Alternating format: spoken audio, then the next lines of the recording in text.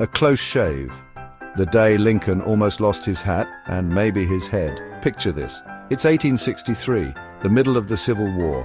President Abraham Lincoln is riding his horse to a fancy event. It's nighttime and he's wearing his favorite tall hat. Suddenly there's a loud thwack. Lincoln's hat flies off his head. He stops, surprised. What just happened? Turns out it was a tree branch.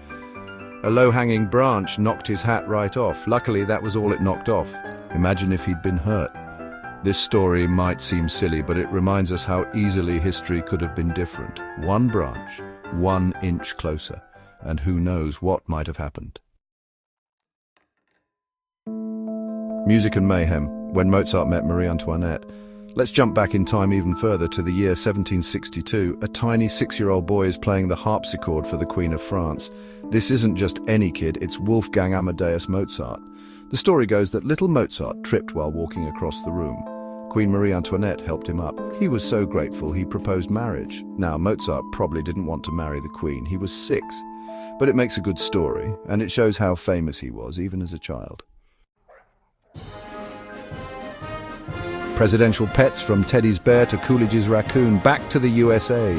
Did you know that US presidents have some pretty strange pets? President Theodore Roosevelt had a lot of pets, including a bear cub named Jonathan. President Calvin Coolidge had a raccoon named Rebecca. She even had her own Thanksgiving feast at the White House. These quirky stories remind us that even presidents are just people. They have hobbies, families, and yes, even weird pets. History is fun! History isn't just dates and battles, it's full of funny, strange, and surprising stories. These stories help us connect with the past and learn from it.